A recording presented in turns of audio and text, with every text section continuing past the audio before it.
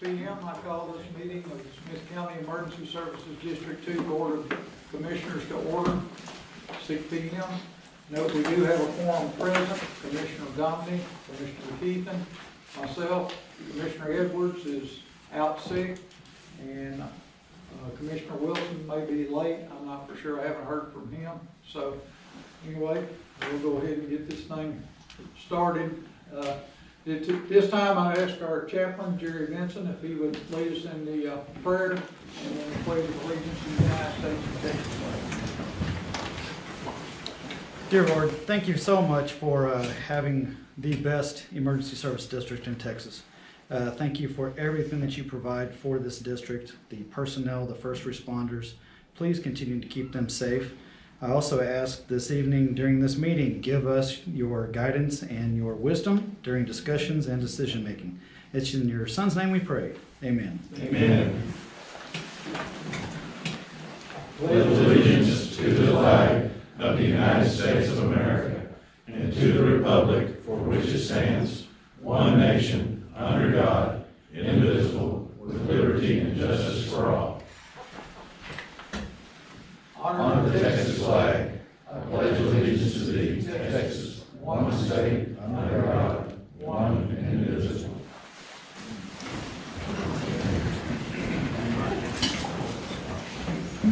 All right. Item 3, recognition of guests and special presentations. Well, Scotty Thornton back there is going to be our new commissioner. He's here tonight. And at this time, I would like to introduce our new chief of ESD2, Eric Reeser, and his lovely wife, Lisa. And then I'll let you make the rest of the introductions, Chief. Good evening. It's my honor to be here tonight, and thank you, most importantly, thank you to each of you that put your faith and trust in our future and in our opportunity to lead and move forward within Smith County. As I've looked over Smith County ESD, Smith County, and the resources and the potential and opportunity that's here, I was sharing out in the lobby. It is just amazing what we have here in the county, and what we have as our future and our potential. It's my honor to be able to serve with you and work together in collaboration with both paid and volunteers, and deliver, most importantly, services to the community. At the end of the day, that's why we're here, is to deliver services to the community and deliver those second to none. Making sure that we're always with a servant heart in how we go about that service. So again, thank you for the opportunity. This all happens very quickly today as we're trying to arrange things, and my family was able to be here. My wife, Lisa, so important in my life and our journey together, and my son, Grant, and his girlfriend, Haley, that's here with us tonight, and just this important time in this next chapter in our life as a family. So we're really excited to be here in Smith County. Thank you. Thank you, Chief. Oh, by the way, we don't want to make the wife mad because she works for the feds.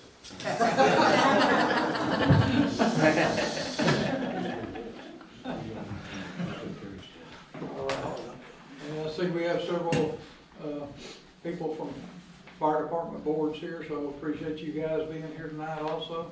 And so I don't think there's any other presentations we have. Eric, you like to say something? Grant? No, I was just going to welcome you, Chief Reeser. Thank you very much for coming down this evening. It has happened very quickly, but we're extremely excited to have you here and welcome you to Smith County ESD2.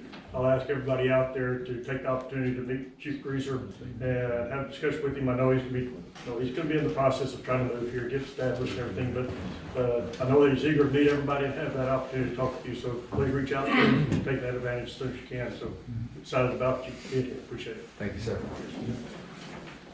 All right. Item number 4, public comment. Do we have anybody sign up to speak? Okay, good. We'll move right on. Item number 5 on our consent agenda, receive, discuss, and take any necessary action relating to the following reports. Approval of the Board of Commissioners minutes on November 28, 2022. I wasn't present on that one, sir. That's not. I'll let y'all decide. Well, I looked over them and I saw there were a few corrections and they made those corrections, so, I guess it's, out of order. I'll make a motion that we accept the minutes as written. So the only thing that we need to change is the signature on the bottom of it. Yes. They change that to Commissioner Brown, please. Okay. I'll second the motion. Okay. Have a motion and a second to approve the Board of Commissioners minutes of November 28th, 2022. Have any other discussion? Hearing none, all those in favor signify by saying aye. Aye. Any opposed, say nay. Motion carries. All right.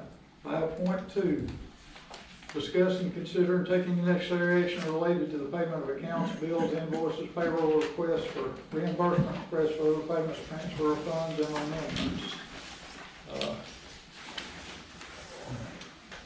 I'm going to make a motion that we actually take item 5.3, which is financial reports, and postpone that until we get to item number 6. Okay, so you want to move past 5.2 and move to 5.3? Well, 5.2, there's no action on it. No action to be taken, right? So 5.3 would be the Okay. next one. And then the actual consent agenda is partial 5.4. Yeah, okay. All right. 5.3, financial reports. That's what. Or 5.3 is financial. Yeah, I'm sorry. yeah, do that with item number 6, let's go to 5.4. Okay. Go to 5.4 then, payroll the bills. Yes. All right.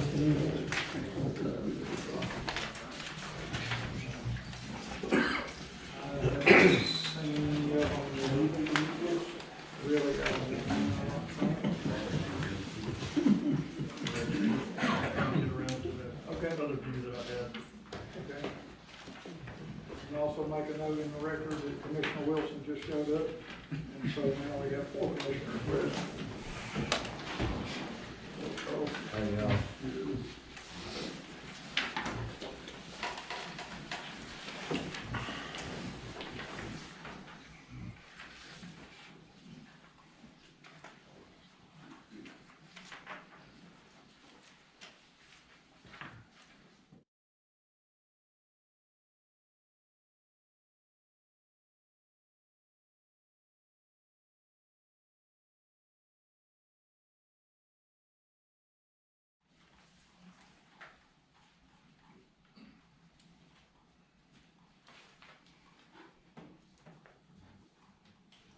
I'll have to scroll through on that too. I'll have Okay, that.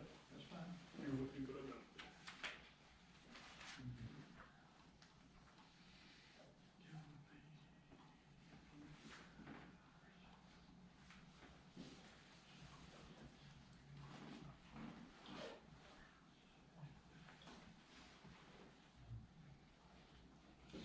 On these, Brent, while you're looking over those, ones, you know, I saw several on here that were approved prior, like, I believe the Dixie septic tank, we approved that on a previous, we're just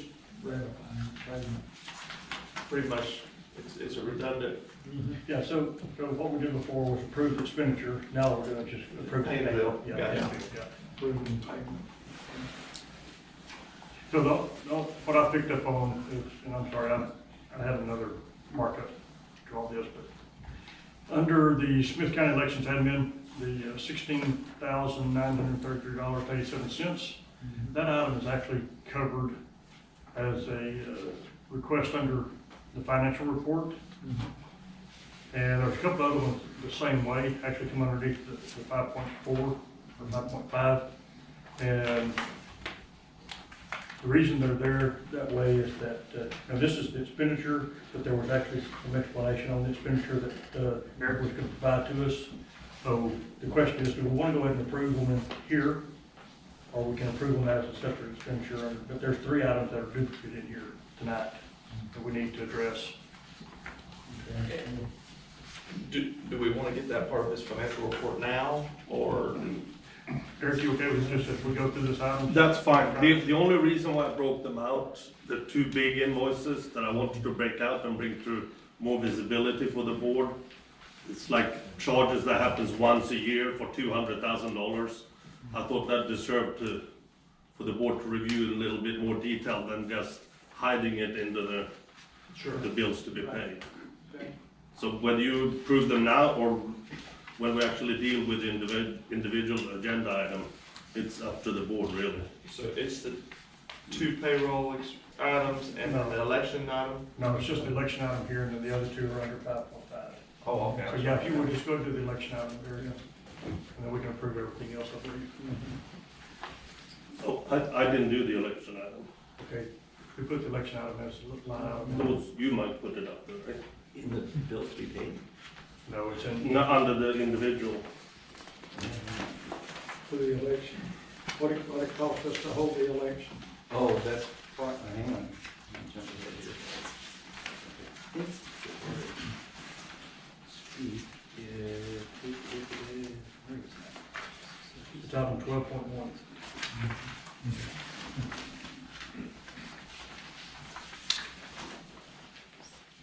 Just so everybody out there knows that we actually had an issue with the software that we use to do this, and it has been a task and a challenge today to get all the review and everything done. We'll go through and make sure we get it done right. It's listed under the canvassing of election, process, that's the 12.1. Yeah. And then the next page is the invoice under cost. My assumption is that there's an invoice attached, and it was the request to approve that invoice. For the election, the cost of the election. So, I think the cost is already addressed right now. yeah, that was the cost, the county performs that function for us, and we, otherwise we have to do it ourselves at a much bigger cost. Okay. So do you want us to review it and approve it as an item under 5.4 or under 12.1? 5.4 is fine. Okay. Just, it's under 12.1, just clarity of the process of canvassing. Okay. So with all that, I'll make the motion that we approve the bills to be paid under 5.4, and it is in the, I think we got the cumulative value. Yes, on the cumulative value, $627,191.79. Have a motion by Commissioner Domney that we pay the bills listed under 5.4. Have a second. Second. Have a second by Commissioner McKeithen. Any other discussion? Hearing none, all those in favor signify by saying aye. Aye. Any opposed, say nay. Motion carries. All right. Now we'll go back up to what, 5.5. 5.5 is the credit card bills. Yeah. Credit card bills, which is a total of $8,375.88. I don't have any comments. I'll make a motion to approve. Have a motion by Commissioner McKeithen that we pay the district credit card bill in the amount of $8,375.88, and a second by Commissioner Wilson. Any discussion? Hearing none, all those in favor signify by saying aye. Aye. Any opposed, say nay. And that motion carries. 5.6, contract payments. There's a couple of them that I had questions on. One of them is the Minneola and Van DFD. Looks like we're paying the last quarter of 2022, as well as prepaying for Q1 of 2023. Why are we prepaying? The other invoice was missed. So the first quarter payment did not get paid as it should. So we're catching up. So we're catching up with 2 quarter payments. Okay.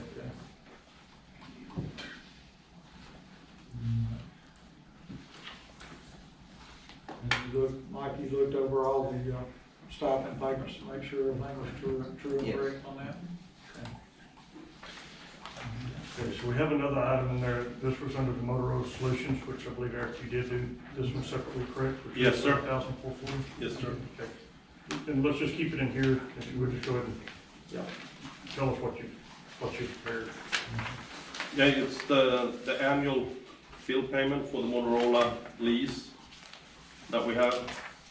The budget is exactly what the required payment is. And after we have paid this, We have 1, 2, 3 more years of payments, and then we're done with it. And of the total 230, approximately 210 is principal payment and 21,000 is interest payments. And then the other item that was under here as well is the 2022 tax collection fees. Correct. $80,262. And that is simply from Mr. Gary Barber's office to reimburse him for his efforts in collecting the taxes on our behalf. He charged 75 cents per appraised parcel. And we have close to 107,000 parcels.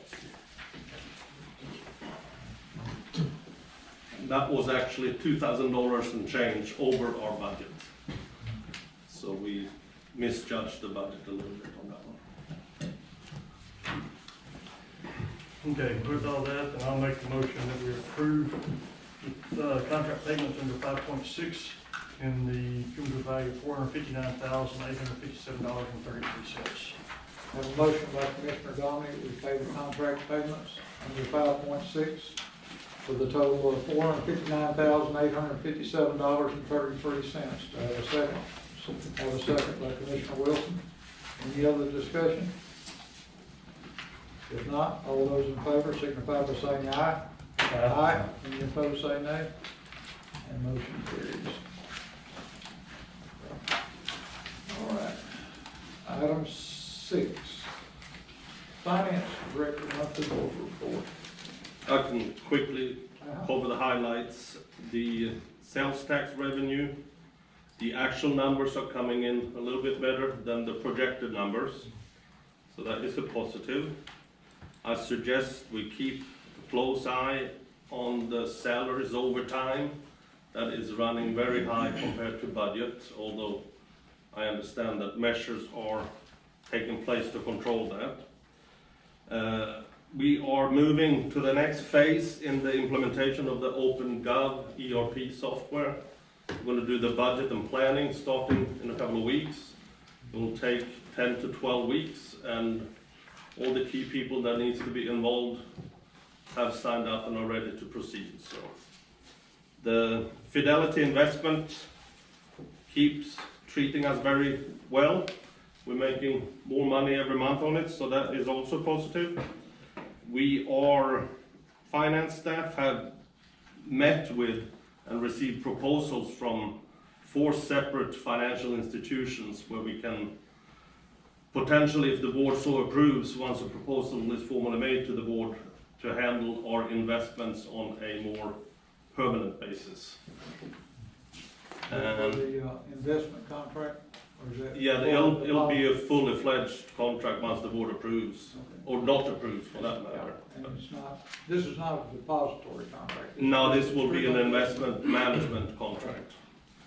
And as you will see separately, we also have yet again another crime coverage proposal for the board that is much more comprehensive than last month's meeting, following discussions with Mr. Ken Campbell, the attorney. So that's all I had under that report. So we need to go back to 5.3. 5.3, okay.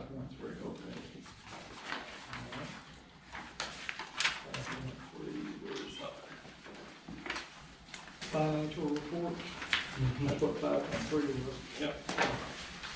So is there anything in there, Eric, that you need to? Now we had, as I mentioned to Board Treasurer Domini earlier in the week, we had some problems with the bank reconciliation.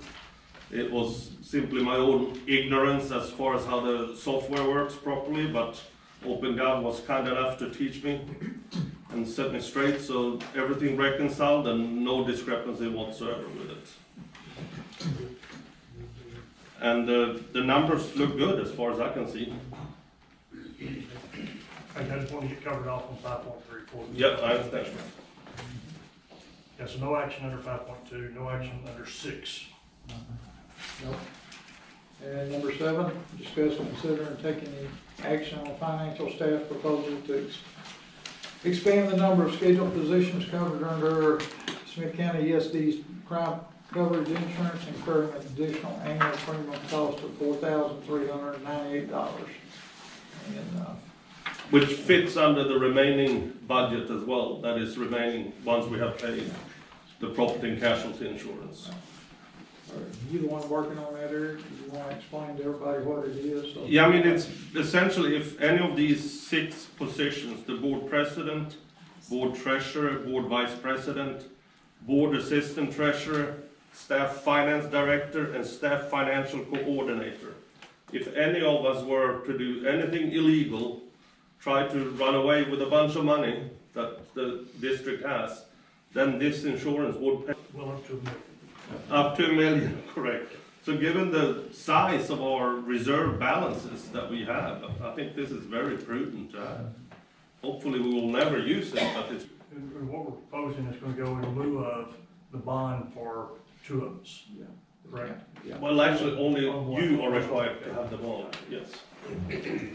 So the idea is to present this, well, if the board approves it, we can present this to the county judge as satisfying a requirement under 775 that the board treasurer is insured up to $50,000. So hopefully the county judge will approve it since it's $1 million. Including wood. So, anybody have any questions or comments about that? How do you want this, just Approve the $4,398 for the bonds for the, that's in addition to a sum, or that is the number? That is the number. that's the number. The 4,398, that is the total number for the crime coverage for all 6 positions. Yeah, it's not a bond, it is, it's insurance. It's insurance, yeah. I'll make a motion that we approve $4,398 to purchase insurance for the board and for the other positions. Okay. There's a motion by Commissioner McKeithen that we purchase the insurance for the board members listed at a cost of $4,398. Do I have a second? Second. I have a second by Commissioner Domingue. Any other discussion? Hearing none, all those in favor signify by saying aye. Aye. Any opposed, say nay. Motion carries. All right. Item 8, discuss, consider, and take action on finance and support services proposal set up. Most of Smith County ESD2's utility bills, water, gas, and electric on auto pay. Okay? There's 2 exceptions to it. It's the Reliant bill, which tends to be in the neighborhood of $5,000 every month. That one would not be set up on auto pay. And we would also exclude any utility bill that have the slightest chance of reaching $2,000. Then we would not set that utility bill up for auto pay either. But all the other ones we propose to auto pay because for a variety of reasons, sometimes it's the fault of finance, sometimes it's the fault of the mail service, but it seems to be on a regular basis that somebody calls one of the board members and say they're going to cut off the electricity or they're going to cut off the water for a poor station. So to avoid that possibility, we think it's pretty smart to put it up on auto pay. So that never happens. And support services and finance pledge to monitor these bills going forward, although they are on auto pay, so they wouldn't lose any focus. So that should not be Well, we interfered. keep an eye on them, so if something's going way up, Absolutely. we know it.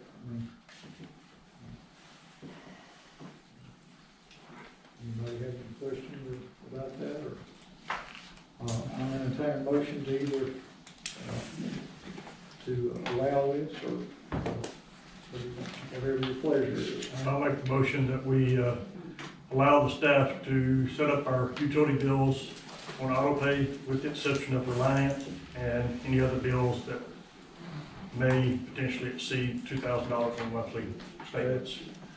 Have a motion by Commissioner Domingue to allow the finance support services proposal to set up utility bills on water, gas, and electric with the exception of Reliant Energy that do not exceed $2,000 to be paid, and anything over $2,000 will be brought to the board for approval. Is that correct? Have a second by Commissioner Wilson. Is there any other discussion? Utility bills, water, power, Yes. and gas. Yep. Okay, just wanna make sure. Yep. Yeah, no other discussion for that. Okay. All those in favor signify by saying aye. Aye. Any opposed, say nay. And that motion carries. Item 9, discuss, consider, and take action on finance staff's rule-based proposal to transfer excess funds from the Vera Bank sales tax account to the Fidelity investment account. Mr. Eric? Yep, it's a proposal that the board grants the treasurer and president ongoing approval to authorize the wire transfers that need to happen from the sales tax account to the Fidelity investment account when a certain amount has been reached.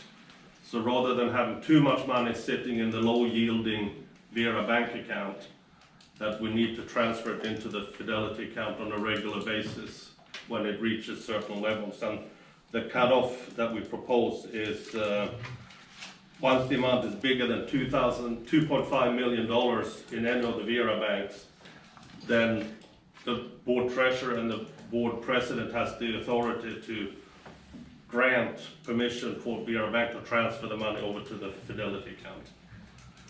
The Fidelity account's 3.68 on the percentage rate right now. It's actually 4.08 as of today. So I've been and this may not be a conversation for this piece, but I've been watching CD rates, and their CD rates being offered at 5%, and just a little bit better than that. Do we want to consider parking at other places, or is this just a? No, you're absolutely correct, but that's for like a 12-month or an 18-month commitment. Okay. And we're working on that. Okay. This is overnight commitment. You can pull the money out whenever you want. What's the money market? Gotcha. Okay. It makes it liquid, or if we. But you're absolutely correct. That'll be step number 2 in this progression. I didn't know if this was committed money or how long or what. I'll make the motion. Have a motion by Commissioner Wilson that we give the board president and board treasurer the authority to make a wire transfer of money into from Vera Bank to Fidelity savings account or investment account. I'm gonna offer a little bit more clarity to it, is that, Okay. currently, we, do that on a board meeting. And what is being specifically requested is that we do not wait for a board meeting to have the authority to make that move. So, once we reach that threshold, then, the treasurer and the president of the board can go ahead and take action to authorize the transfer of the funds, outside of waiting for the next board meeting. Right. We'll make sure everybody understood that's what's being requested. Any other discussion? Okay. All right, all those in favor signify by saying aye. Did you, no, we got a report second. I thought we had a second, I'm sorry. Yeah. Commissioner McKeon, second. I'm sorry. I think- All right. All right. No other discussion. All those in favor signify by saying aye. Aye. Any opposed, say nay. And that motion carries. All right. Item 10, discuss, consider, and take any action on the attached annual tax collection fee invoice. So no action required? No action required because we've already done that, right? Same with 11 too. It's in 5.6, Yeah. And 11, there's same, no we've further already action, it's in done that. 5.6. 12. Item 12, we need to do 12.1. Discuss, consider, and take any necessary action on canvassing of the election results. And the invoice has already been approved for the November 2022 election. So, if everybody can look at that. No action required. There's, Yeah, we have to approve the canvassing of the votes and say we agree with the election totals as they stand. Yeah, right. I thought we already told you. No, we have to do that. So I'll entertain a motion to approve the canvassing of the votes. So made. Have a motion by Commissioner Domney to approve the canvassing of the results of the ESD2 election, November the 8th, 2022. Have a second? Second. Have a second by Commissioner McKeithen. Any other discussion? If not, all those in favor signify by saying aye. Aye. Any opposed, say nay. And that carries. All right.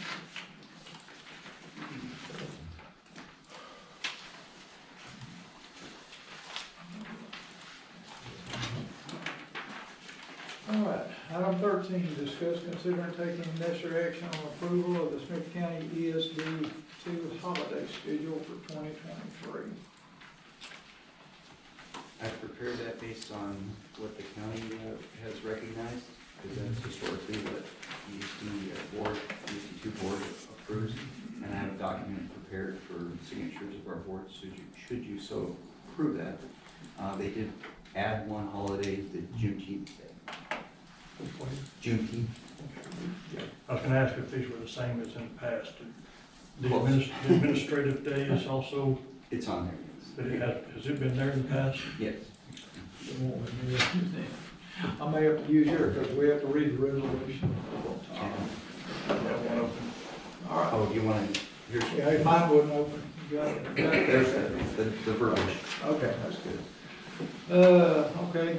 Pursuant to the laws and rules of the state of Texas Government Code, Chapter 152, the Commissioners of the Smith County ESD2 does hereby order that the following be designated as official legal holidays for ESD2 for the year 2023. New Year's Day, Monday, January the 2nd, Martin Luther King Day, President's Day, Good Friday, Memorial Day, Juneteenth Day, Independence Day, Labor Day, Veterans Day, Thanksgiving, which will be a Thursday and a Friday, Christmas, which will be a Monday and a Tuesday, and Administrative Day, which is a choice during the calendar year. So, entertain a motion to approve that resolution. Have a motion by Commissioner Wilson, we approve the resolution for the holiday schedule for 2023 as presented. Have a second? I'll second. Have a second by Commissioner Domney. Any other discussion? If not, all those in favor signify by saying aye. Aye. Any opposed, say nay. That motion carries. All right. Item number 14, discuss and consider and take any necessary action on the approval of Smith County regular board meeting schedule. Same thing. This is something new as far as it wasn't done last year, but I did prepare this list so that it would be a public notice. Right. And primarily because in December this year, we had to move it, so we're just moving it in advance. Okay. We're stating those are our regular board meeting dates. 2023 regular board meeting schedule pursuant to the laws and rules of state of Texas Government Code, Chapter 5755, the Commissioner of Smith County ESD2 does hereby order that the following be designated as official board meeting schedule for ESD2 for the year of 2023. Monday, January 23rd, Monday, February 27th, Monday, March 27th, 2023, Monday, April 24th, 2023, Monday, May 22nd, 2023, Monday, June 26th, 2023, Monday, July 24th, 2023, Monday, August 28th, 2023, Monday, September 25th, 2023, Monday, October 23rd, 2023, Monday, November 27th, 2023, and Monday, December 18th, 2023. All right, I'll entertain a motion to approve that board meeting Can I schedule. ask a question? Mhm. Is that a typo on the government code? It says 755, or did we mean for that to be 775? Or is it supposed to be 755?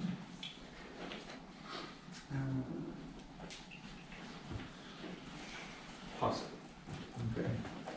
Well, if that's the case, then we can't approve it under this, we'll have to table it and take it up to the next. Yeah, I'll have to meeting. look. Yeah, I'll make a motion we table, okay, it'll be clear. all right, yep, okay, we'll come back to that one next meeting. Okay. Okay, item 15, discuss, consider, and take any necessary action in response to a VFD auditor's report by Trent Westmoreland. See here to give us a report on all this. Yes, sir. Okay. Right here. This one. Yes, sir. Thank y'all for the opportunity to do this. I'm Trent Westmoreland with Henry & Peters, an officer and shareholder. We were contacted to do some consulting work to check and make sure that the VFDs were in compliance with their contract with the ESD. And I can go through each one individually, or I can just give you the high-level summary on them, just make it short and sweet, whatever y'all want. I know there's three that we should talk about, the other ones have no exceptions now, so let's just talk about those three. Okay. Yeah, so we looked at first the tax filings to make sure that the 990s were filed, W-2s, 1099s if required. And out of all of them, Jackson Heights and Red Springs were the ones that didn't have theirs filed, and they actually had their tax exempt status revoked. But Jackson Heights has since reinstated theirs. Red Springs has not, that I'm aware of. And on Winona, we didn't get a copy of their 21 return. Their CPA filed it. We just didn't get a copy. But looking on the IRS's website, they are in good standing, so it appears it was filed. We just don't have a copy to look at.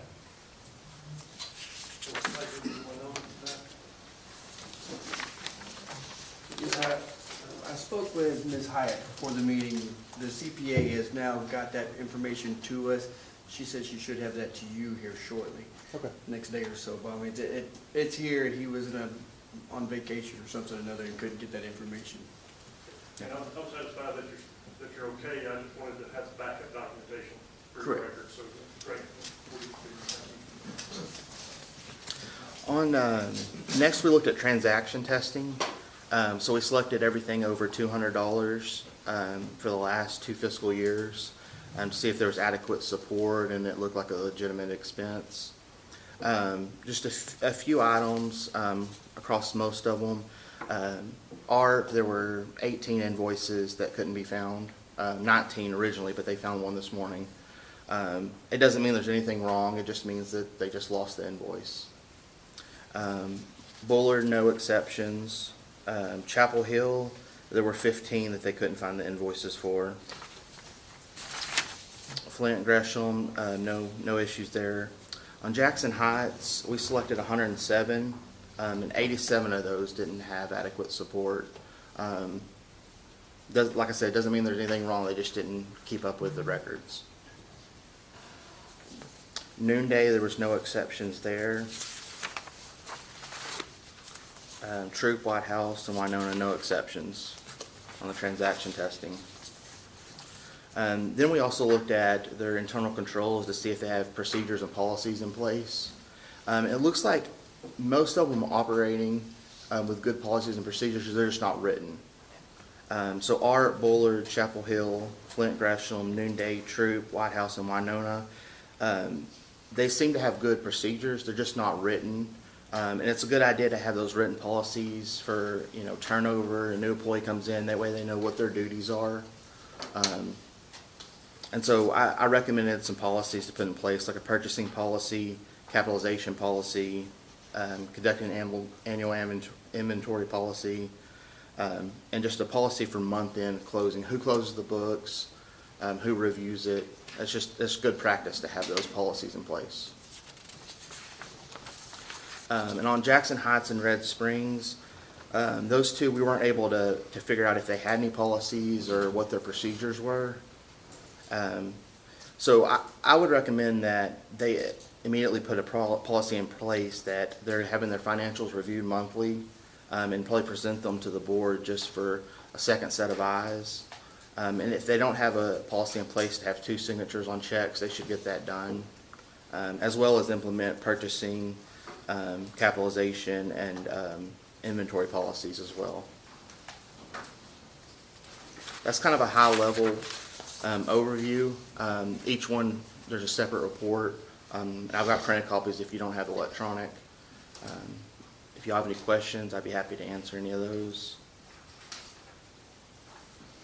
I think at this time, we appreciate the work that you've done for us and highlighting those.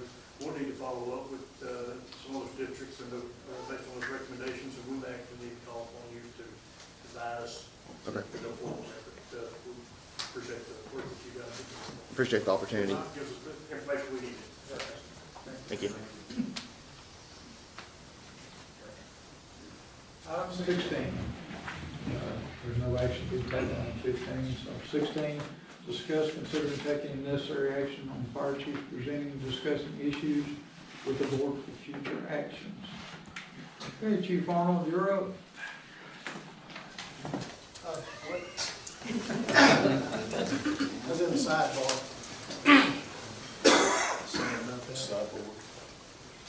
Well, I'd rather be in a bar, but anyway, everything in ARP looks pretty good right now. Haven't had any major problems. Everything's going pretty good. Me and my bookkeeper have had a lot of discussion over this little thing that's going on. Me and her both got a little lazy on keeping invoices. She thought I had them. I thought she had them. We got this ironed out now, so we'll be good going forward. Other than that, y'all got any questions for me? About recruits. Recruitment is slow. One girl that we had fixing to go get her stuff, and next thing we know, she's done moved to Arkansas.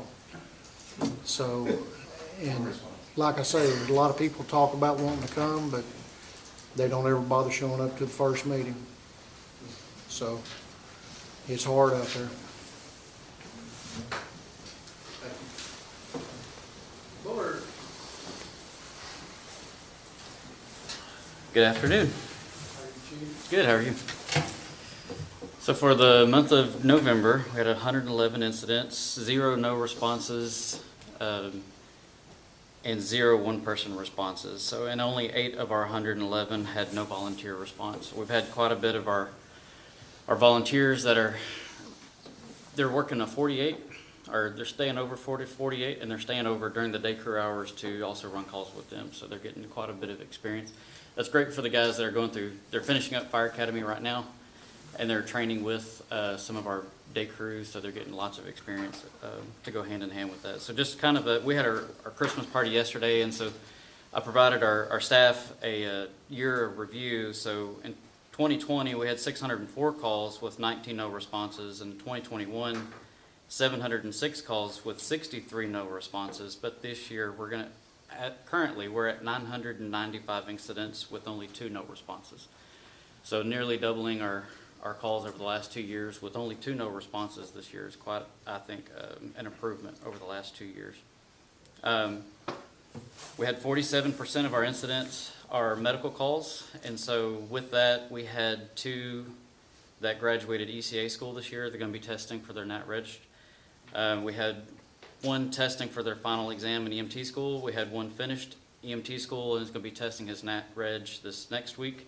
And we had 1 finished paramedic school that completed and passed her NAT registry, so she's also a licensed paramedic. We also put 13 through GSAR 1, 2 through Fire Academy, 5 through Flood and Swiftwater Rescue, multiple wildland certifications. So anyway, I think it was a pretty good year overall, but if you have any questions for me. On those 2 no responses? Yes, sir. Was that maybe you got a call, but it got canceled before you got to the station, or? I honestly can't answer that. I went back and looked at those today because I wanted to have an answer for those. I thought maybe we were, already engaged on another call. One was from January of last year. Another one was from February, March of last year. And honestly, I don't have an answer for either one of those. I apologize. I did. But I commend y'all for the great improvement that you have on this no response call. Thank you. I appreciate that. All right. Merry Christmas. Thank you, Steve. Chapel Hill, Chief Peters.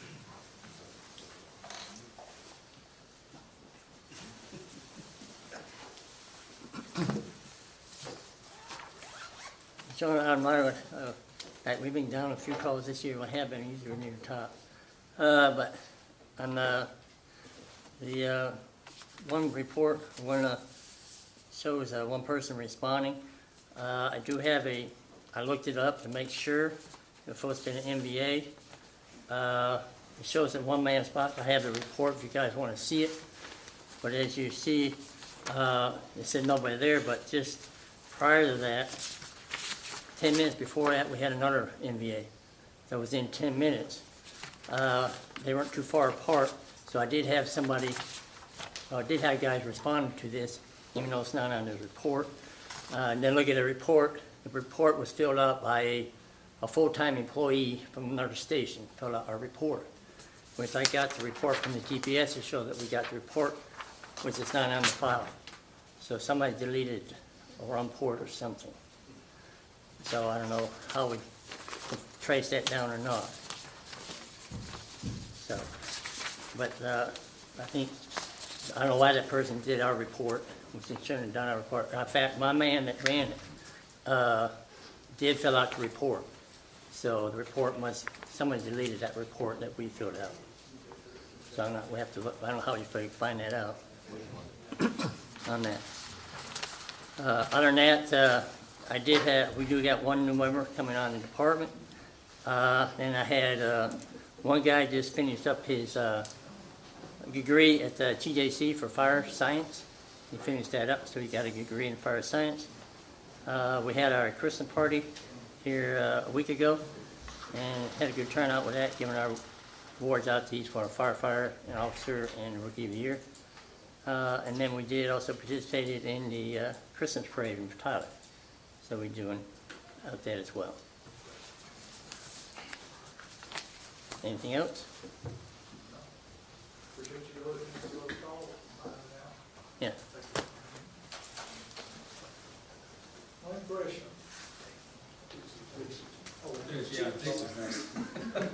Chief York's here. He's sick. All right, fine, it is me.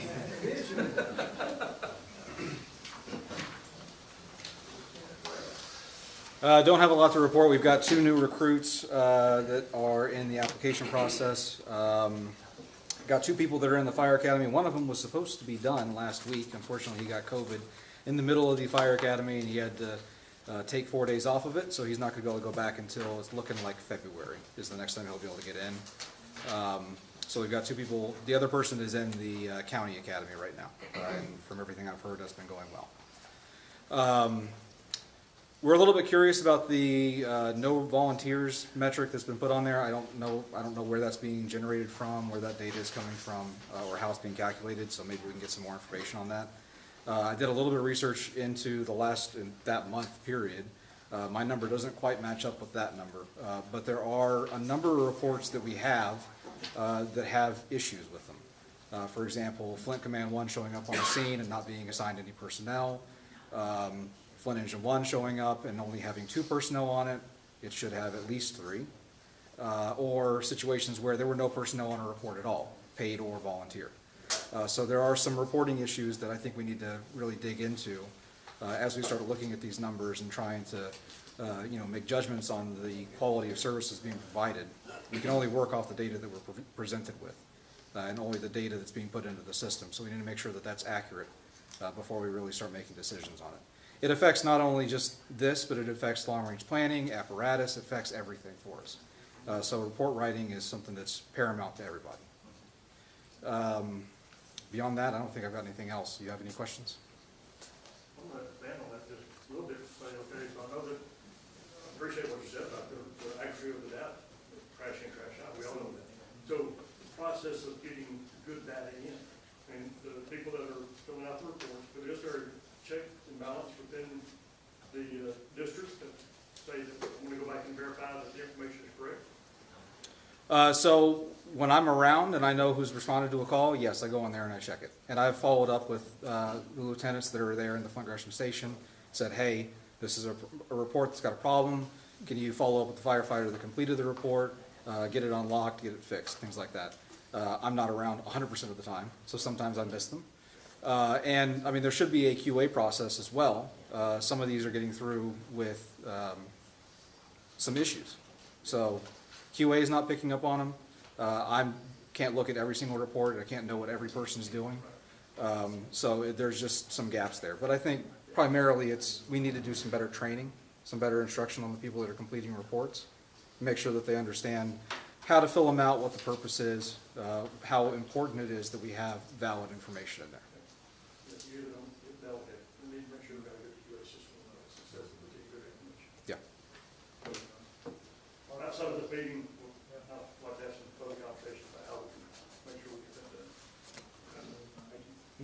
Any other questions?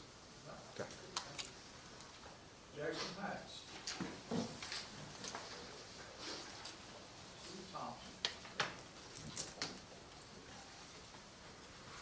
Good afternoon.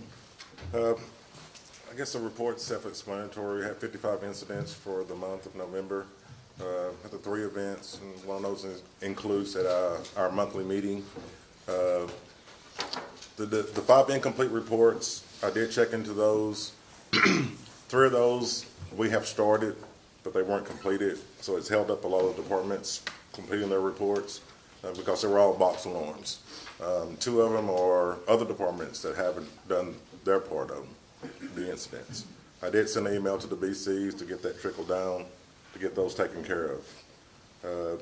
I haven't checked it today because I can only check email from the station. I don't have internet where I live, and they have restricted me at work to check emails other than work emails at work. I have had some phone calls for board members. We do have 3 open seats, so we are in the process of probably filling those 3 empty seats.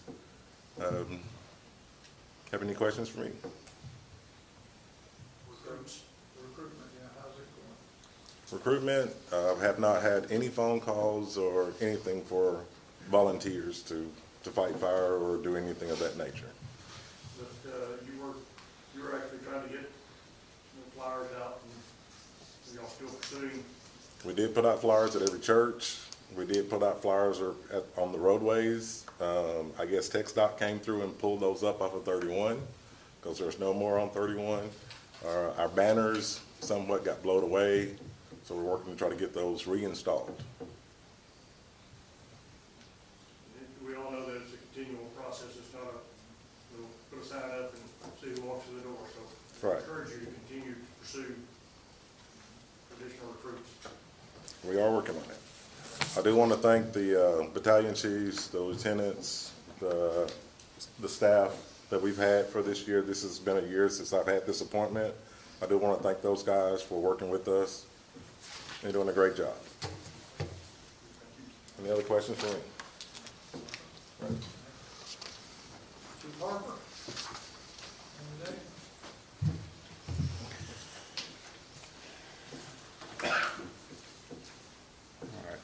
So like you can see, we did run 85 calls for the month of November. We're still tracking about 1,200 for the year, which is about 125 or so more calls each year. Of the 85 calls that we ran, 44 of them were medical calls. Consistently see 30 to 40 calls a month on medical. We did have 5 mutual aid structure fires that we went to. One of them, as we all know, was the big 2-story house in Dixie. And we had Bullard, as far as volunteers, Bullard, Dixie, Noonday, ARP, and White House. So we had a total of 20 volunteers that were on that structure fire.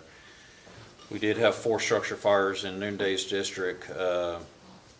One was actually a camper trailer, and then of course 1 vehicle fire. As far as recruitments, we are full. We're actually, we've got folks that are doing the overnight and shift work versus responding from home. We've got folks as far as Forney, Longview, so they come in and do a shift. One actually in College Station, so they come in and do shift-based work there with the paid staff.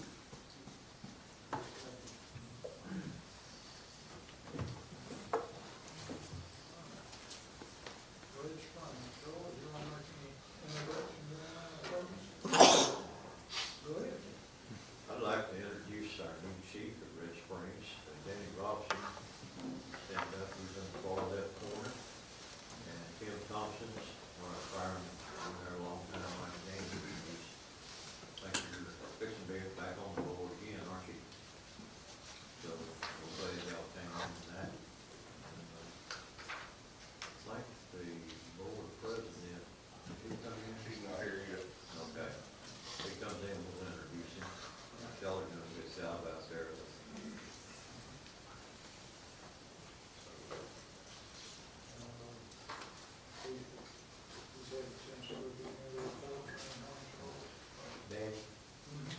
if you just get regulations, and I asked Larry, and then we're gonna give us some things on report filings and so forth, so on.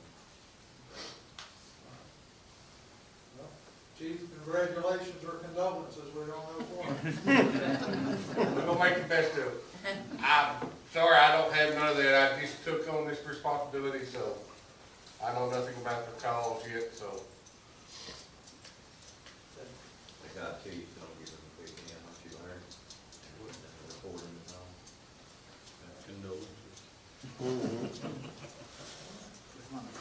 All right. Troop, Chief Mauger.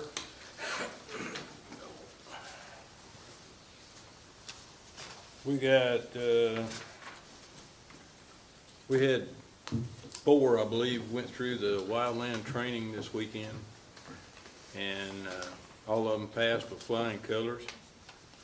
We've got several new recruits along, and we've got, I think, 2 or 3 in the system trying to get them out of the system so that we can get them instated and started. We had 34 incidents and 2 missing reports. I'm not sure about those. I'll have to check on them. But as far as the no response, one of them was a fire alarm. It was called in, canceled, just bang, bang. So that was the reason there was no response on that one. And the other one was a medical call, which one of our PD officers was on scene, which I have 3 PD officers that are also firemen.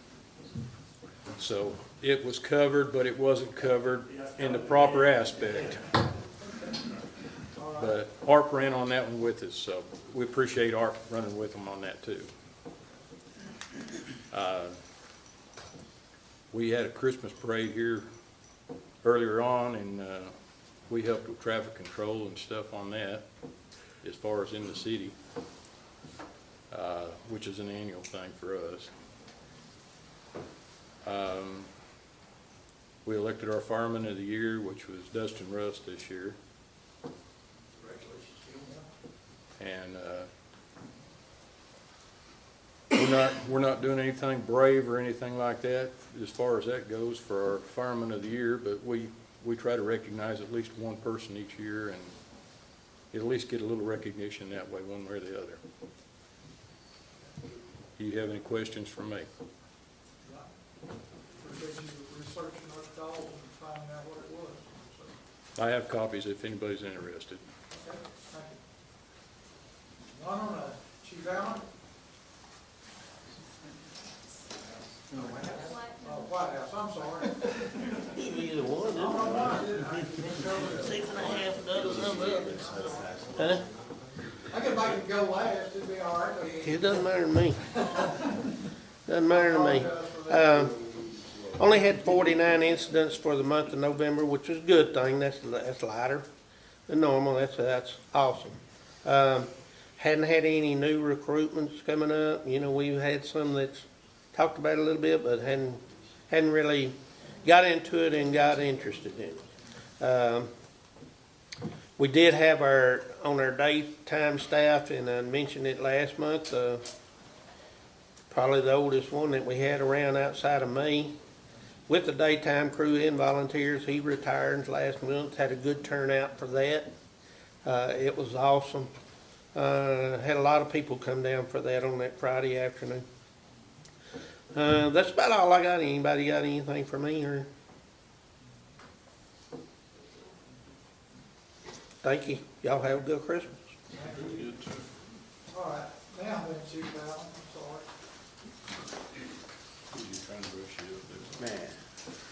Man. Overall, we had about 78 incidences. We've had a few no responses, which were, I believe, to be contributed to the medical calls that were being canceled prior to getting to the station, which may be a coding error in the reporting system.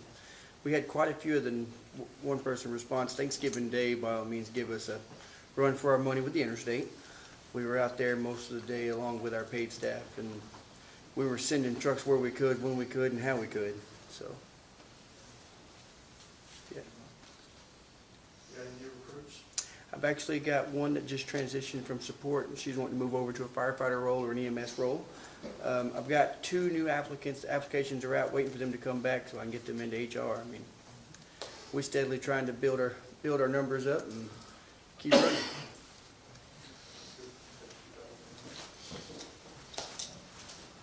Before we move to 17, I'll let you, I want to go back to, like, item 3, I missed somebody we need to introduce, but I'll let you do that, so.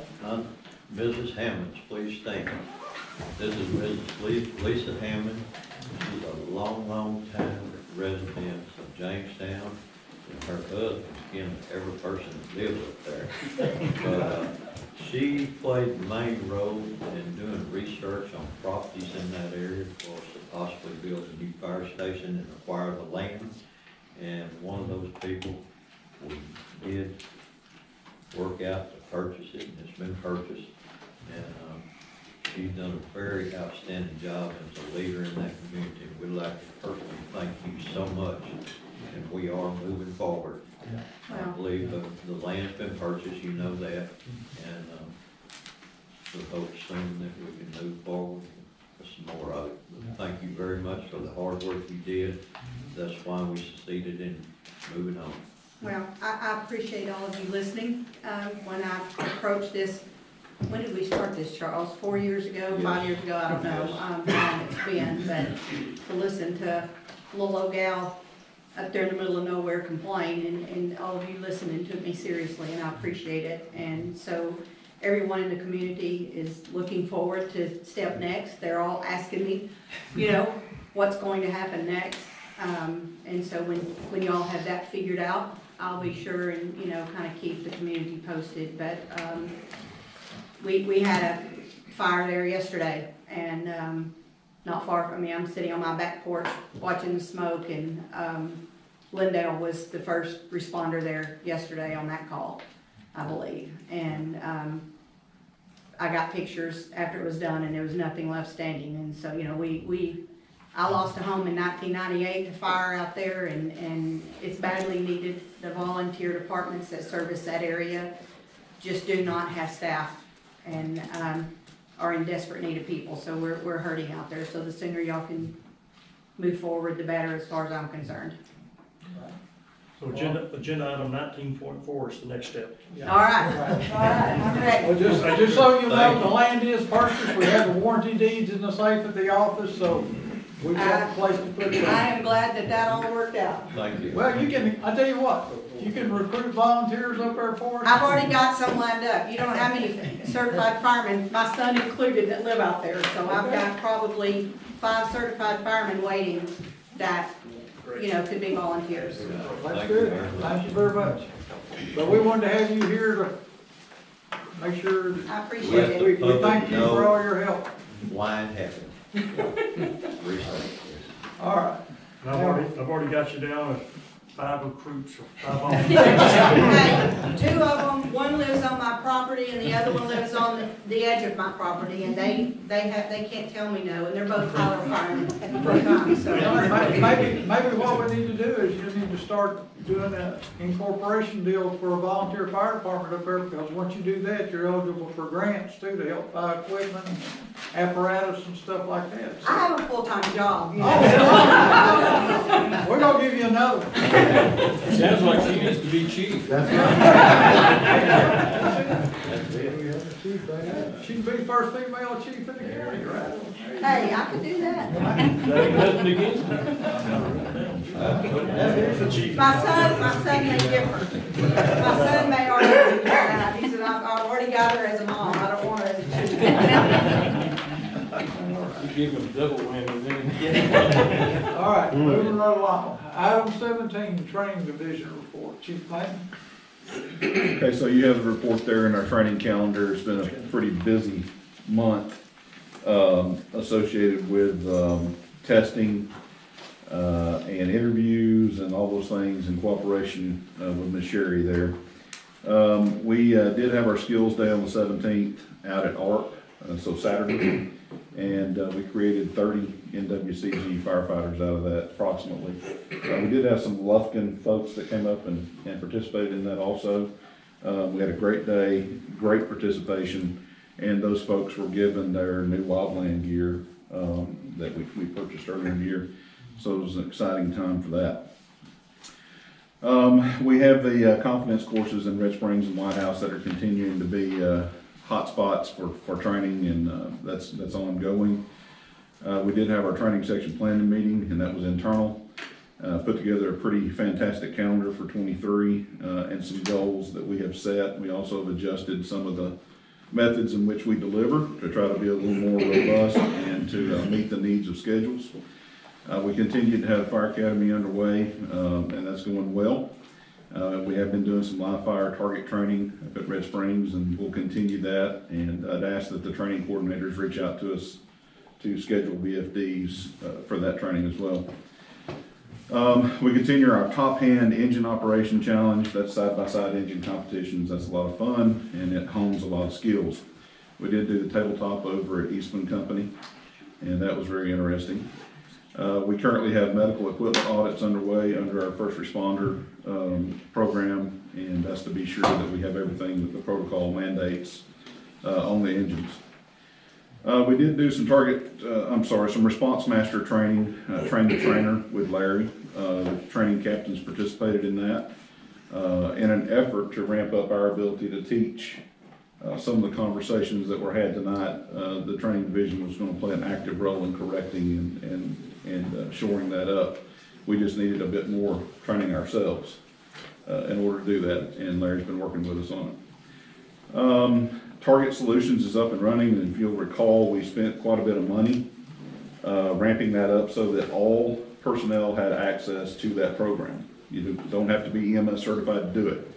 We have a miserable participation in that program. Maybe 15 people at the most have signed up and joined into Target Solutions. And we're spending quite a bit of money on it. I just would encourage the chiefs and the training coordinators to look at that and try to enforce participation, because there's a lot of important stuff that we're putting out through that program. We're getting some new internet out there in Cherokee County, so that'll help us a lot. Okay, good, very good. What we got now don't. The other thing I mentioned to the chiefs is January the 4th, 6:30 p.m. at Flint at this point, is where we'll be having the overall training team meeting. That's all our coordinators. I'd like for the chiefs to come as well. I think we have a lot of great things in 23, a lot of great solutions to issues that we have found in the 2.5 years that I've been here. So I'd really encourage participation. Again, that's January the 4th, 6:30 p.m. at Flint. And that's all I have.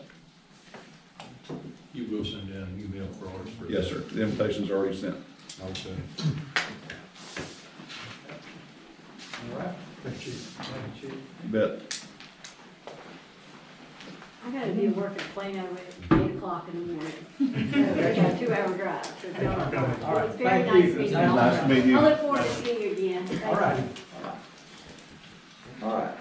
18, Human Resources Report. Okay. Yes, sir. There were no safety reports submitted for this past month, and I did submit a human resources report. I didn't know if you all had read that, if you had any questions for me. Yeah, Yes. you've been busy. There it is. Especially with UKG. Yes, especially. And And interviews too. our 457 is all ready to go, or does we still need a signature? We're waiting for a signature from Charles, and then after that, those get submitted, then we should be ready to enroll starting Maybe January. tonight before we get with Charles and make sure, get it signed or whatever. Yeah. While we're interviewing. We'll need to work with Brent or Larry on that. Right. It's electronic signature. It's electronic, yeah. Maybe they help you put the sign. Right. So, all right.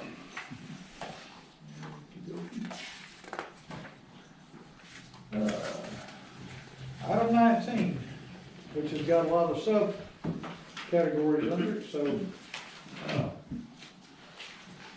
Larry, I guess I'll just let you take off and go through them one at a time, instead of us having to I have except the ones we need to take action on. I have the majority, I think, of the rest of the meeting. So 19.1 is the recommendation to proceed with the remodel at Winona Station 3. Winona Station 3 was one of 2 stations that had funding set aside in the budget this year. I believe we had $800,000 anticipated for the Winona Station 3 remodel. Me and Chief Smith and Chief Clanton went down and did a walkthrough of that building and came up with a way to complete the remodel within the existing footprint of the building, which will result in a savings of approximately $600,000 to $700,000. So what I'm asking for today is that the board allows us to continue under an old agreement with Harris Craig Architect to proceed with getting the plans done for Winona Station 3 and going ahead and doing a bid process using Harris Craig to do the bidding on the construction and remodel of that facility. So in front of you, you have the analysis, the project analysis, which includes the floor plan that we're recommending going with, as well as a funding request and a kind of an overview of the entire project, as well as the current old agreement that we had with Harris Craig and the proposal to move forward extending that agreement.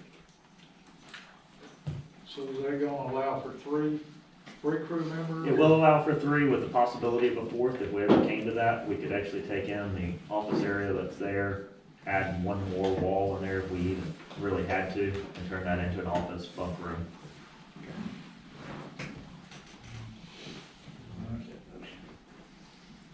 So part of this though is that was the station that we were talking about not staffing until the beginning of next year, is that correct?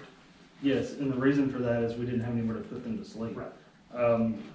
Early on, whenever we started talking about adding more stations, Winona was it was identified as it was needed. Winona is one of the largest districts in the ESD, and their proximity to other district stations is further away than other areas of the county. Winona is also one of the busier districts with 1,077 incidents in the previous 12 months as compared to Troop at 490. So as we were going through since the budget was adopted and so on and so forth, as I was going through phases, I actually had Troop next. But that was really because we couldn't do anything at Winona at that point. And by us going up there and really putting our heads together and figuring it out, we've been able to bump Winona back up the list where they really need to be. I have spoken with Chief Allen. He was aware that this was going to be on the agenda. We have some further conversations to have, but he was aware that this was on our radar. So one more thing along those lines is, in addition to the cost savings, we were able to take the anticipated time schedule down from 12 to 14 months to 4 to 5 months. So that adds a whole other scenario here. Yeah. And the expected cost associated with this, the initial cost is about $7,000 based on $900,000 remodel fee. Yes, I met with Harris Craig the day that we did the day that we went and did the station survey, and they told me, based on the plans, they brought out the drawings, they did the original plans on the station, and we sat there for about an hour, and they said the anticipated project would cost about $100,000, and that they were willing to do this at that 7% was previously negotiated. So I did, if you look at the project analysis and the summary, it does talk about $150,000. That cost would also include bringing in a portable building for the shed and that kind of stuff in the back, and getting that storage moved to the back. So we just all need to be aware though that the contract is on a percent basis, so it's 7% of the estimated project cost. So if the $100,000 is inaccurate, then the $7,000 that we're committing is inaccurate as well. So it could go up or it could go down based on where that cost will be. We'll make sure everybody understands that what we're talking about is. The architect fees go up depending on what it costs to remodel. Yeah. So Mayor, we may be in a situation where we may have to come back and request additional funding, is that correct? that is correct, but I will do my best to manage that and to make sure that the costs stay low, but we still get what we need. We're figuring $100,000 to remodel it. We are figuring $100,000 to remodel it, plus some extra for bringing in that portable building and getting the storage facility built behind it. But that wouldn't be part of their fee. That would not be part of their fee. I would manage that separately. So what you're asking for is just to approve the architect's fees and $100,000 for the remodel? I don't even want to approve the $100,000. All I want is approval to move forward with Harris Craig Architects Okay. under the amended proposal. Okay. Have a motion by Commissioner Wilson that we move forward with the request for the architects for Harris Craig. And a second by Commissioner Donnelly. That said, I want to run this amended proposal through legal before I do anything. Okay. Any other discussion?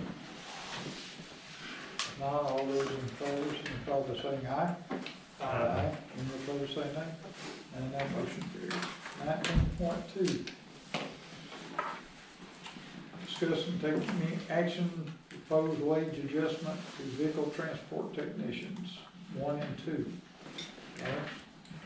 Commissioners, we spoke about this at the last meeting. I was asked to do a cost analysis, and in front of you, you should have the cost analysis as well as my recommendations.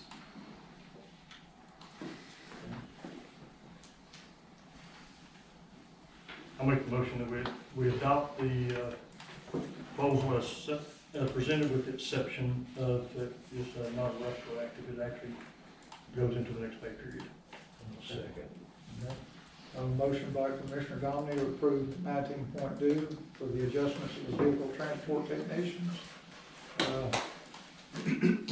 Taking out the retroactive, and it starts next pay period, and I have a second by Commissioner Wilson.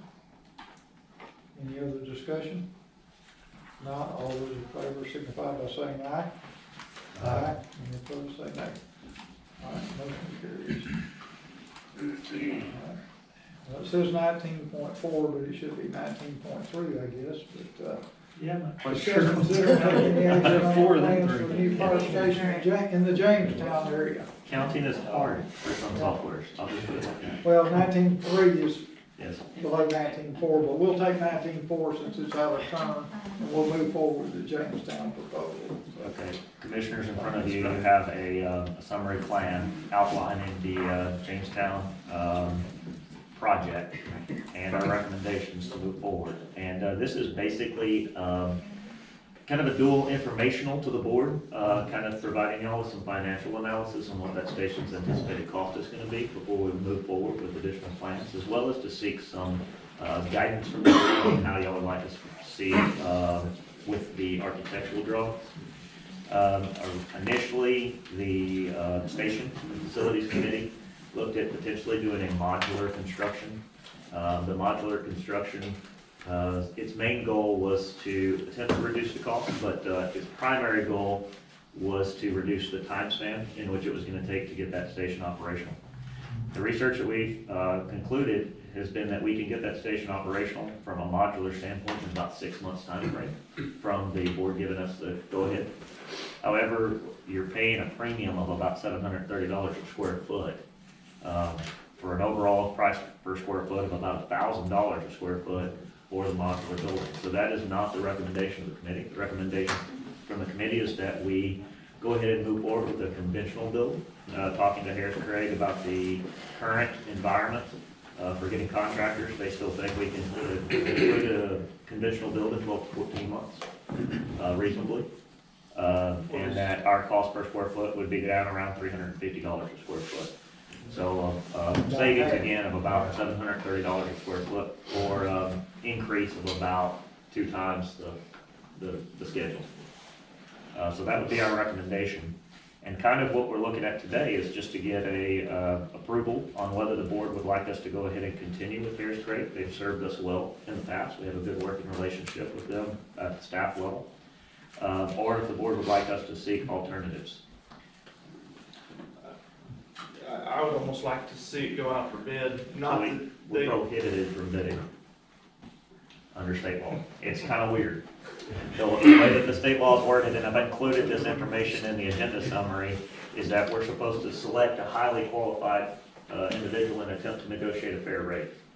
and that we should not use competitive bids for the purpose of selecting a professional contract, or professional services. The intent there is so you don't go lowball and get somebody that's not capable of handling the task. Gotcha. It's a good thing we have insurance up there, so. You could do a request for proposal to select architects, people that you think are qualified, and then ask them essentially to bid this project. Well, I think that's more or less, I was thinking an RFP process, but I may have said it wrong, but is that not something we should? Well, you can actually, what you can do, you can do a request for qualifications, and then from the qualifications, you can select the architect or whoever you want to do it. Who's got the best qualifications. You might get somebody with it's not real good, but they have qualifications, but then you get somebody like Fitzpatrick or Harris Craig that have the good qualifications, and then it's up to you to pick between those two. That's which one you want, so, Yeah. and I also it believe they have, correct me if I'm wrong, they have prior floor plans of stations in their computer already. Well, yeah, I mean, if we can take those somewhere if we really wanted to. I don't think it's gonna be a huge savings, having the plans to start it with. I mean, their fee is clearly based on a percentage of the overall construction price, so.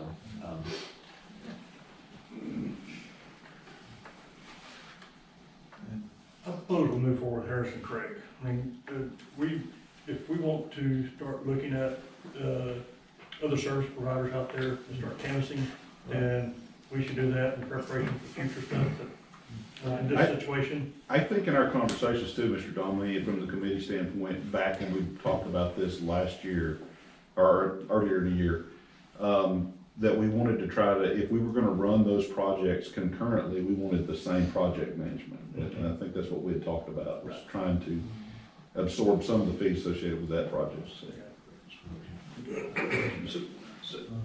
And just help me understand, this is an architect, not a general contractor. This is correct? architect and This is engineer. architect. Yes, sir. So the general contractor would still be bid out, and the architectural firm will actually handle that process for us. Okay. They do all that stuff. And this is not a commitment to Harris Craig at this point. This is just, I wanted this on here so the board would have background on the project, financial impact study, as well as provide some direction. So at this point, if the board is okay with us moving forward with Harrison Craig, I'll get a formal proposal from them.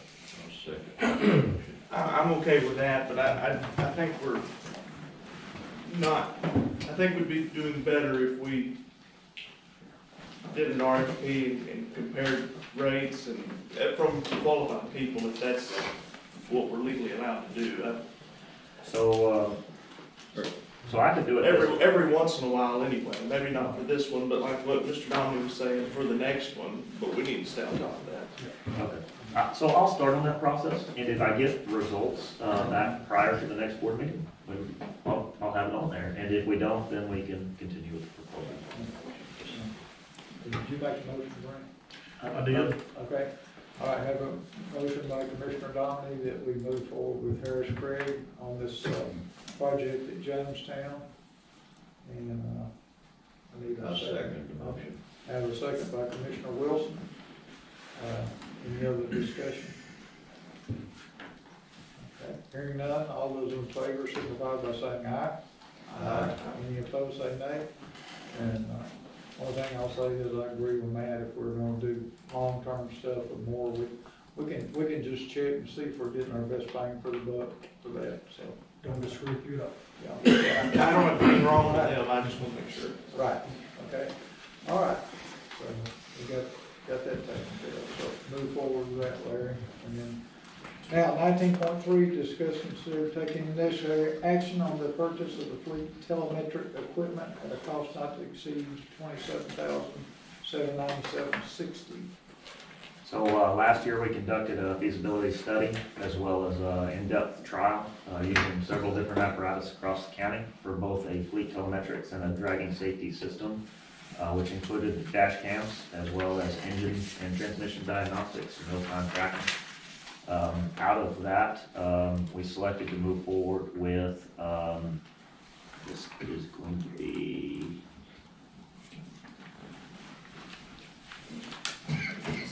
Samsara. We were very happy with their administrative backend, and the results that it was providing was far more in-depth than the results that the others provided, and it was also the cheaper of the options. So all around, the best value, and it actually provided some very good information, especially on the fleet side, and then also on the safety side.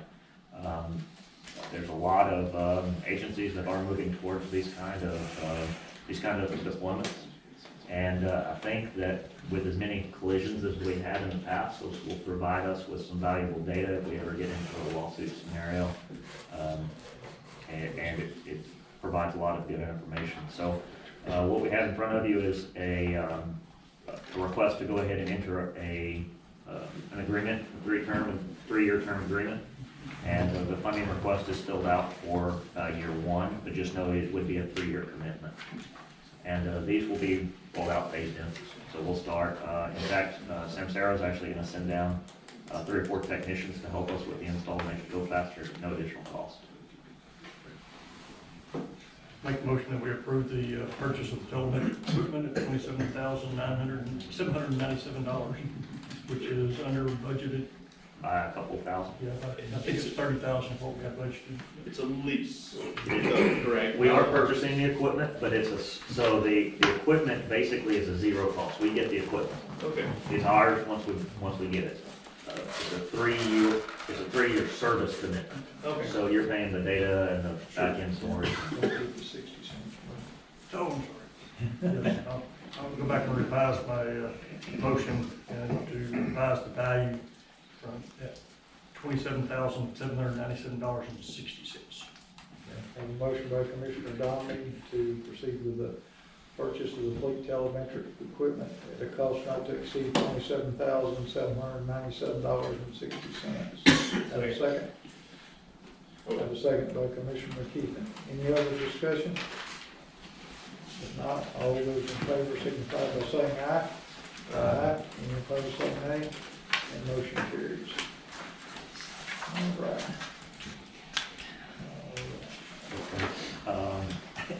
All right, now we're gonna go, instead of your report, we're gonna go to 19.5, discuss, consider, and take any necessary action on authorizing a temp position for the support services department.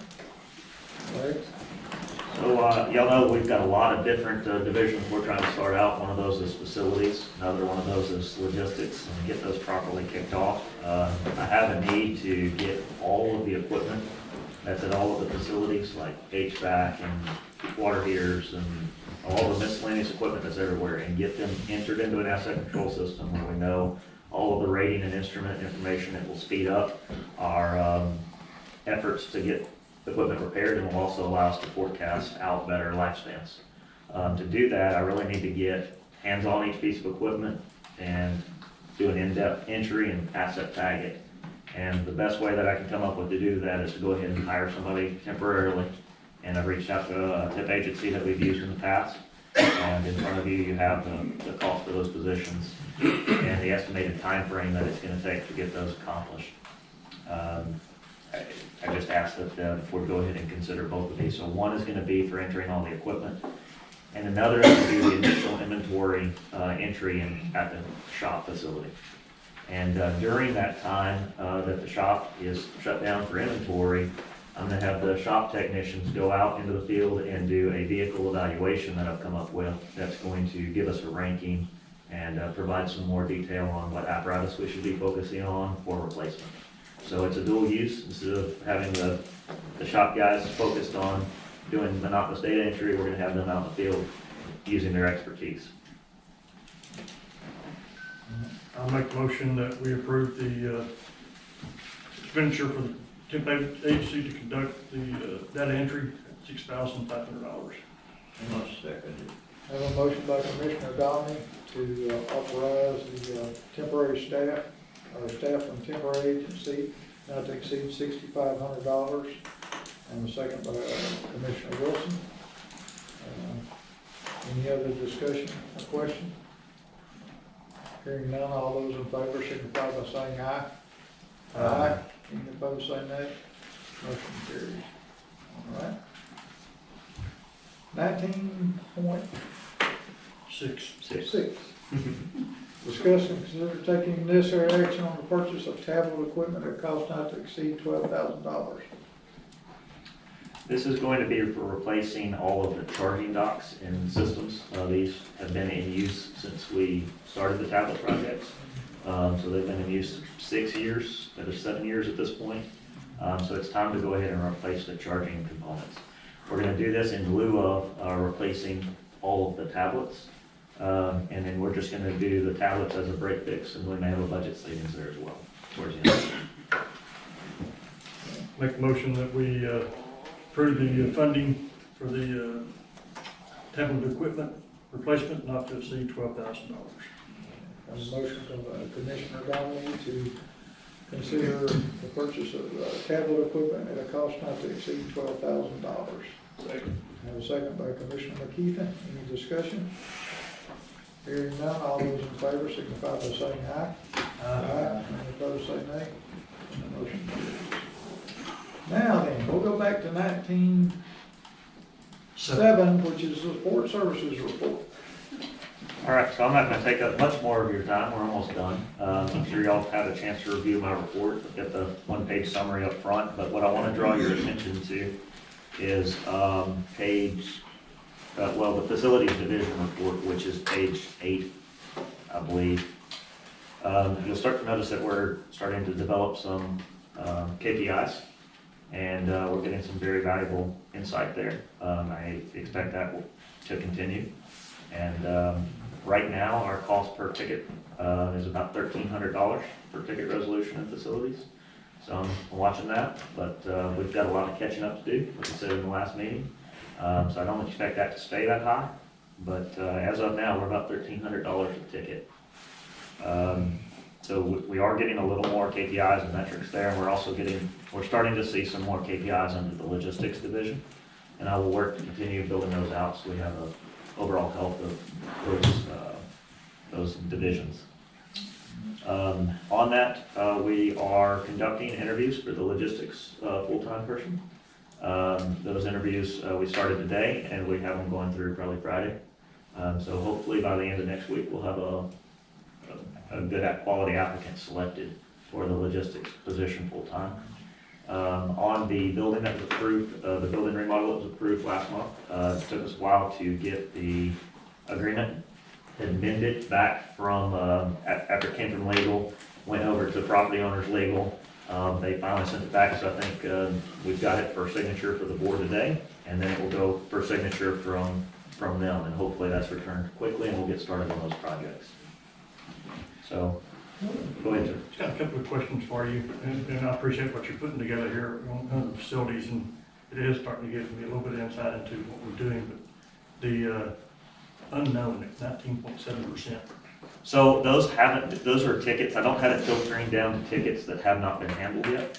So the unknown right now are tickets that have not, they're open tickets. Okay. Yes, sir. Yeah. And then the other one is, it goes around the different stations where we have a high percentage of current tickets. And my assumption is that we're working through a backlog of. We are, and I think we're going to continue with that, finding more and more stuff on an ongoing basis. And one of the things that we're doing differently is in the past we've been treating symptoms instead of root causes. And so we're taking more time on drilling into root causes instead of just symptoms. For instance, somebody sends me a picture of a ceiling tile with mold on it. Well, we don't need to fix the ceiling tile with mold on it. That's the symptom. What is the cause of that? And so we may see some higher costs this year, but over the long run, I think it's going to work out to be more economical because we're addressing the root cause. Condensation on a poorly insulated HVAC system. So we're trying to drill into the root causes. It takes a little longer to get the resolution out, but we'll get a better product in the long run. I'll say to all you district chiefs out there that I know in the past that you've probably turned in tickets and not necessarily seen action or slow to action.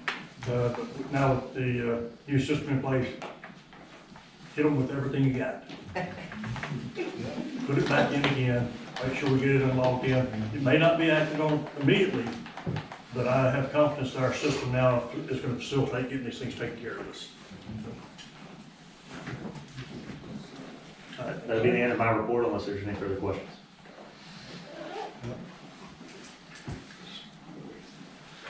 Are you headed down a similar path to fleet? I am, so I'm trying to focus at getting the core functions and tracking up and running in each division by division. I am monitoring what fleet's doing, but at this time I haven't had the time to really drill in and tackle. They are my next step. So in between the time that logistics is going to be having a downtime waiting on the building to get remodeled, and they're going to be doing some learning curves with the existing logistics personnel, I'm going to start focusing down on fleet. And we are making some changes in personnel, and we're also making some changes in the organizational tasks that are going on there. But right now it's just been analysis. It hasn't been so much action.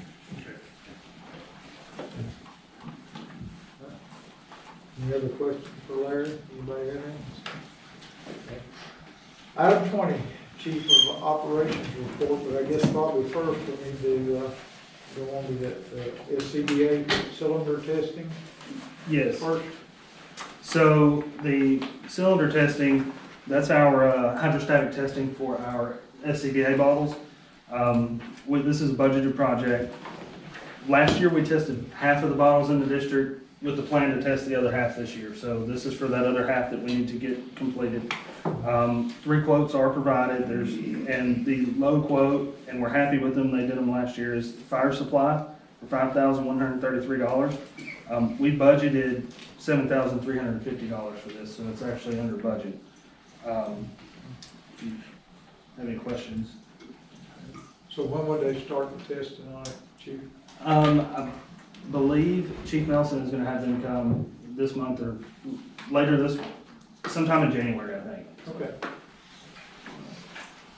Thinking later this month, I think. I'll make a motion to approve the hydrostatic testing for the other half of our bottles for a total of $5,133. I have a motion by Commissioner McKeithen that we approve the SCBA cylinder testing. Fire supply for $5,133. And have a second by Commissioner Wilson. Is there any other discussion?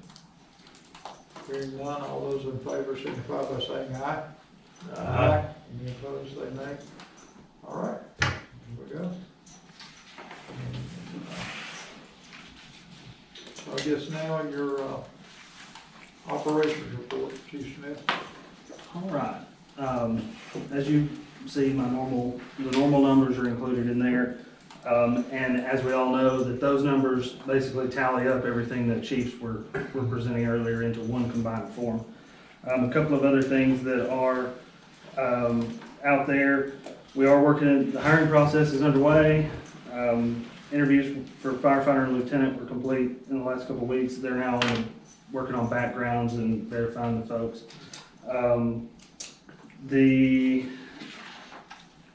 One of the things that I'm working with Larry on is an analysis of participation by members. So what I want to try to do is capture our calls on a line graph. And so our calls are increasing. Is our membership participation increasing or decreasing with that? I'm really trying to graph out, are we creating a bigger spread in what's going on out there? We talked about building that report the other day, and it's something I think we can really do. I think it'll give us a good insight into what's going on.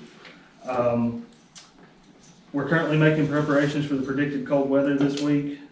And then as far as the infers that Chief Clanton touched on, this was something we discussed at my last meeting with the battalion chiefs, was that this is something that we need to do, is better reporting.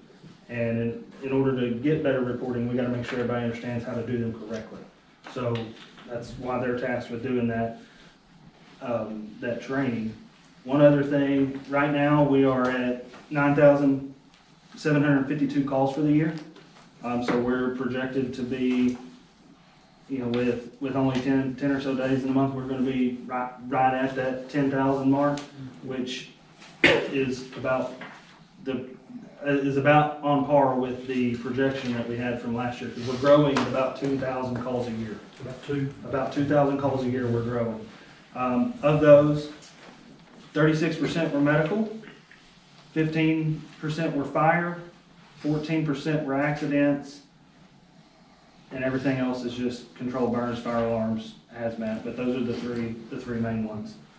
So we are, just like most other fire service agencies, the majority of what we're doing right now is medical. So, you have any other questions for me?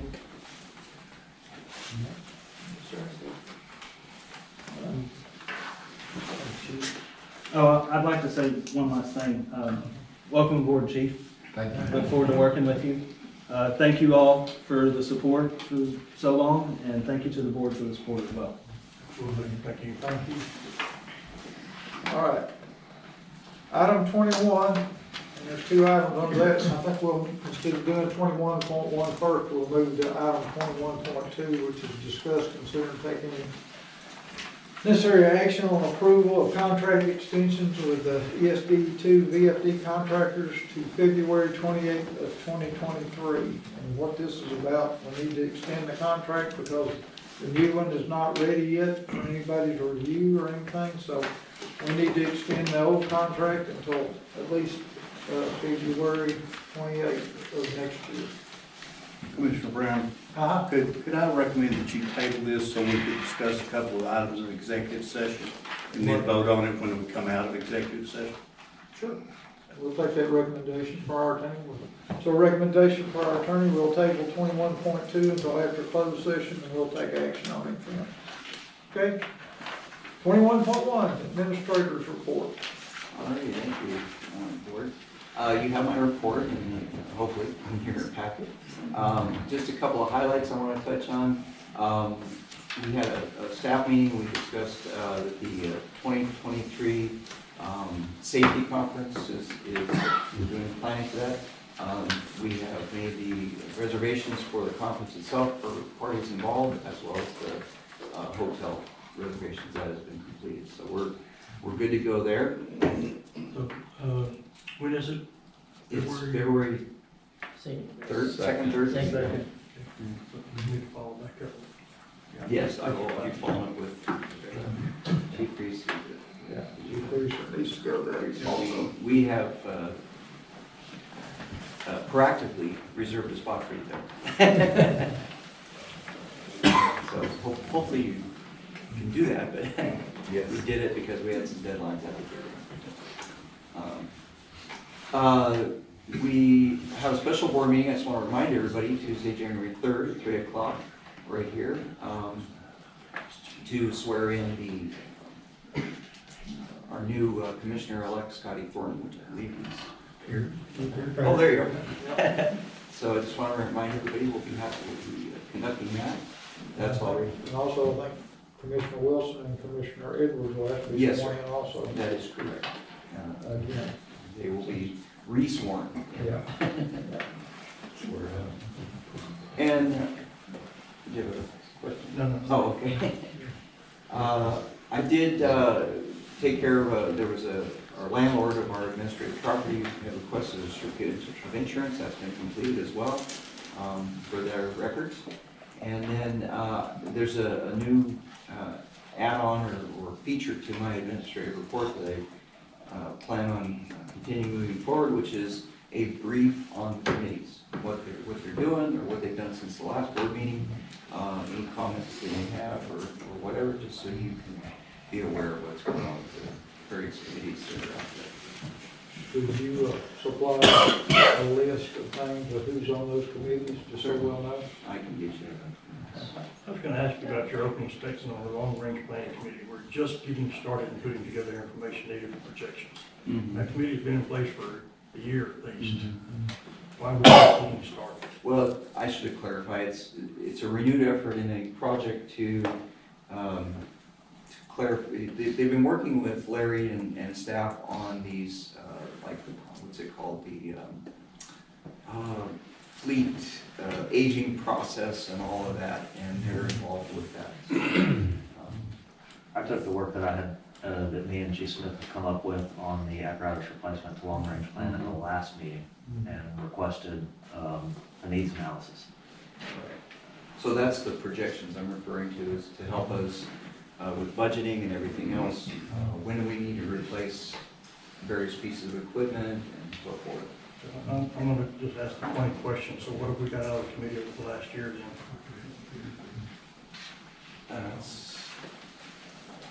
I begged it that I don't have a good answer because I haven't been here for the complete year, but I do see a renewed interest in activities of that committee.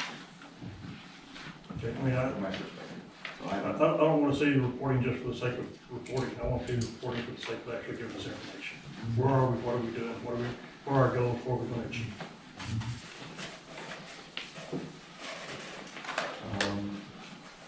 Any other questions about the other Chief meetings? Stone, I think Chief Stone, you want to speak on that, what you're trying to accomplish?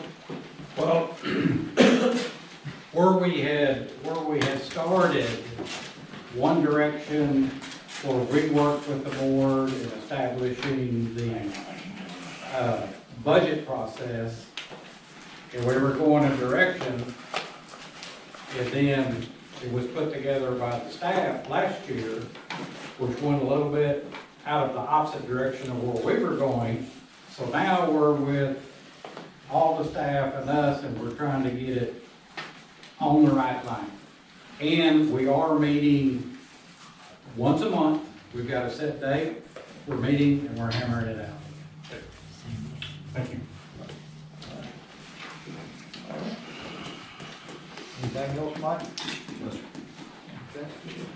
At this time, we'll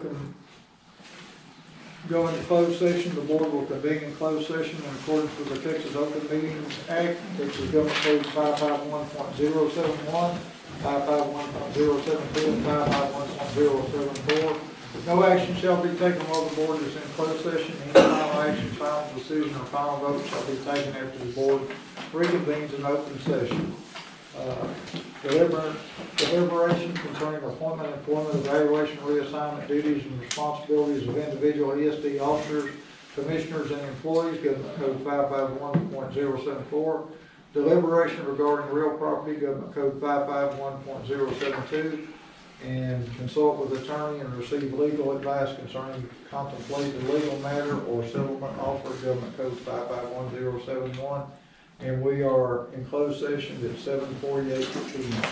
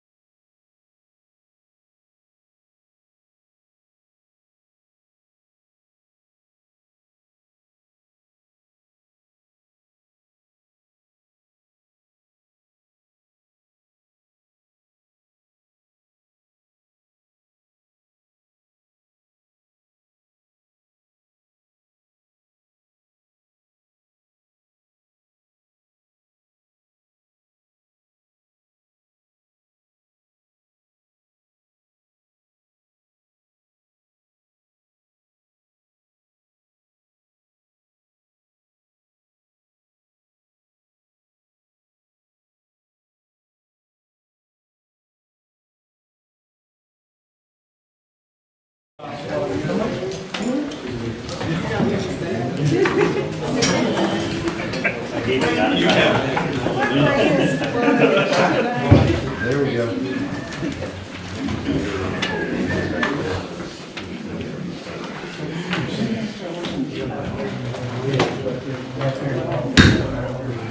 All right, I call the meeting back to order at 8:50 p.m. At this time, we'll take care of item 21.2, which is discuss, consider, and take any necessary action on approval of contract extensions with the ESD2 and the volunteer contractors to February 28, 2023. Make the motion that we would extend the contracts with our VFD contractors through February 28, 2023. And give the president the authority. And we'll authorize the president to sign. Okay, we have that motion by Mr. Donnie to extend the contract extensions with the volunteer fire departments till February of 2023 and authorize the president to sign the contracts. Have a second. Have a second by Commissioner Wilson. Any other discussion? Hearing none, all those in favor signify by saying aye. Aye. Any opposed say nay, and the motion carries. Second item is 23.1, discuss and consider and take any necessary action on approval of lease amendment for property at 14128 Highway 110 South, White House, Texas. Make the motion that we approve the lease amendment for the property at 14128 Highway 110 South, White House, and authorize the president of the board to sign that agreement. Second. I have a motion by Commissioner Dominic to approve the lease amendment of property at 14128 Highway 110 South, White House, Texas, and authorize the president to sign the lease agreement, and a second by Commissioner McKeithen. Is there any other discussion? Hearing none, all those in favor signify by saying aye. Aye. Any opposed say nay, and that motion carries also. Item 24, remarks by presiding officer and or board members, information updates, items to be placed on future agendas and future meeting dates and times and locations. Brent, you have anything? Yes, Commissioner McKeithen, thank you very much for your service, sir. We appreciate all that you contribute to us and understand there's time to move on, but made a great contribution to the organization in your time here. Thank you very much. Appreciate it. We welcome you back to the audience. Thank you, John. And also, Matt, I would like to thank you for your time you put in. I know it's been hard and, ups and downs, but you know what? It's what it's all about, serving the community, and, we serve in different ways. There will be a big part of me that misses it, but there's going to be a part of me, I will not lie, that will not miss these 2 to 3 hour meetings. So, y'all, I know y'all will do well moving forward, and I will be here to watch. You'll hear from me, but I have full faith that Mr. Thorpe will do well, and we'll see y'all in the next chapter, I guess. Only other thing I want to do is to tell each and every one of you, I truly appreciate the efforts you put out and what you do each and every day. I want to wish each and every one of you a Merry Christmas and your families, that you stay safe and continue to do the good job you're doing for the citizens of this county. And this board does appreciate what you do, even though you don't seem like we do sometimes, but really and truly we do. The only goal we have is to serve our citizens, and hopefully we give you the tools you need to have to do it with. So with that, I don't have any questions. Mr. Brown, just a comment to those that are here, representatives from each volunteer department, if after the meeting will come up, I would like to, I have the documents ready for you to sign to extend the contracts and a copy of your individual audits. So see me before you go. Yeah, if you don't mind. Merry Christmas, everyone. Round for the reasons for the season.